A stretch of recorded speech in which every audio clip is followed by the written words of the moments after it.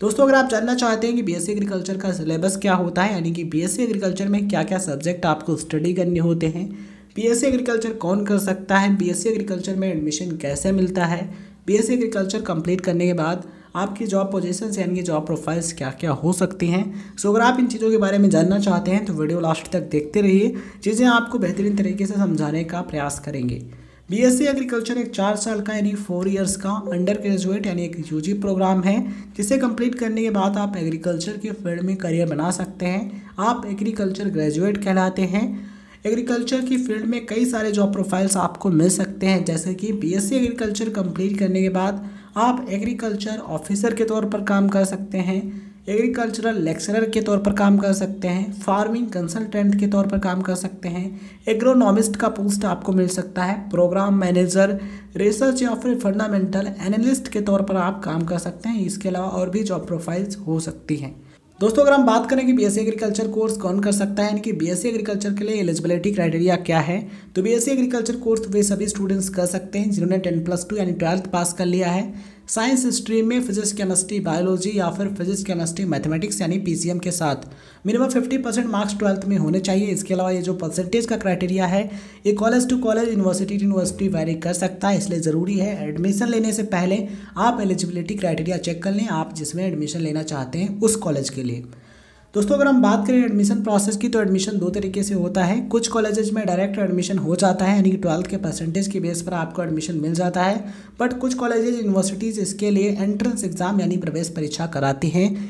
अधिकतर जो top colleges या फिर यूनिवर्सिटीज़ हैं वो एंट्रेंस एग्जाम यानी प्रवेश परीक्षा के आधार पर ही एडमिशन देती हैं। तो आपके लिए अच्छा रहेगा, अगर आप टॉप कॉलेज या फिर टॉप यूनिवर्सिटी से बीएससी एग्रीकल्चर करना चाहते हैं तो आप एंट्रेंस एग्जाम दीजिए और उसमें अच्छा स्कोर कीजिए। अच्छा स्कोर करेंगे तो डेफिनेटली आपको अच्छा कॉलेज मिलेगा, अच्छे तरीके से आप बीएससी एग्रीकल्चर कंप्लीट कर पाएंगे। तो एडमिशन लेने से पहले आप उस कॉलेज के एलिजिबिलिटी क्राइटेरिया और उसके एडमिशन प्रोसेस के बारे में जानकारी ले लें, फिर आप उसके लिए अप्लाई कीजिएगा।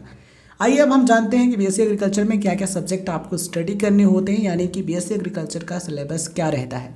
तो सबसे पहले बात करते हैं फर्स्ट ईयर यानी कि फर्स्ट एंड सेकेंड सेमेस्टर की। फर्स्ट सेमेस्टर में आपको कुछ इस तरीके के सब्जेक्ट पढ़ने को मिलते हैं, जैसा कि आप स्क्रीन पर देख पा रहे होंगे। Agriculture heritage, fundamentals of agricultural economics, fundamentals of agronomy, fundamentals of plant biochemistry and biotechnology, fundamentals of soil science, human values and ethics, introduction to forestry. इसके अलावा दोस्तों बात करें सेकेंड सेमेस्टर की, तो इसमें आपको agricultural microbiology, fundamentals of crop physiology, fundamentals of entomology, fundamentals of genetics, fundamentals of horticulture, soil and water conservation engineering, statistical methods. तो ये होते हैं फर्स्ट ईयर यानी कि फर्स्ट एंड सेकेंड सेमेस्टर के सब्जेक्ट। वहीं अगर हम बात करें सेकेंड ईयर की यानी कि थर्ड एंड फोर्थ सेमेस्टर की, तो थर्ड सेमेस्टर में आपको ये सब्जेक्ट पढ़ने होते हैं, जैसा कि आप स्क्रीन पर देख पा रहे होंगे। कौन कौन से होते हैं? Agricultural finance and corporation, agriculture informatics, crop production technology 1, environmental studies and disaster management, farm machinery and power, livestock and poultry management, fundamentals of plant pathology.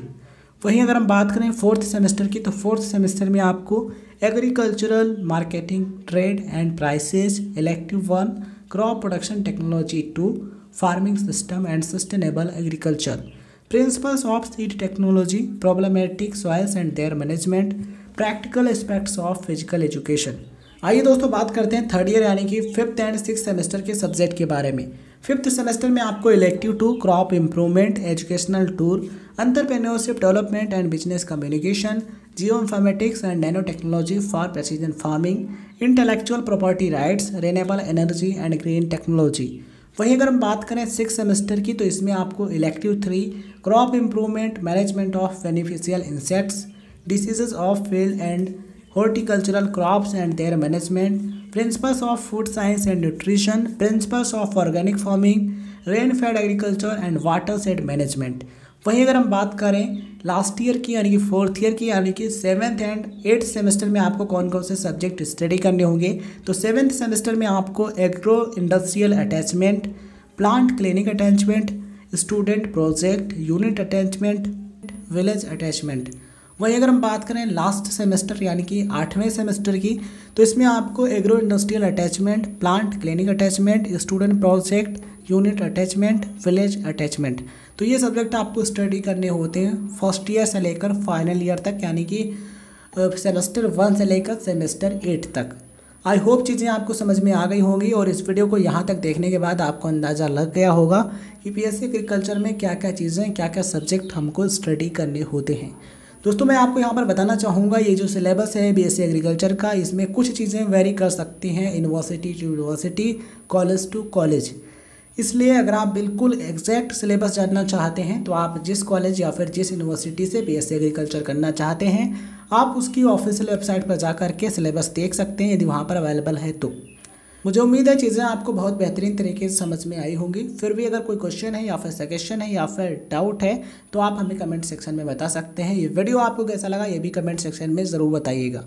ये वीडियो आपको पसंद आया हो तो इस वीडियो को लाइक शेयर करने के साथ साथ चैनल को भी सब्सक्राइब कर लीजिएगा, नोटिफिकेशन बेल ऑन कर लीजिएगा, जिससे आपको नोटिफिकेशन मिलते रहेंगे, राइट इन्फो क्लब के वीडियोस आप देखते रहेंगे।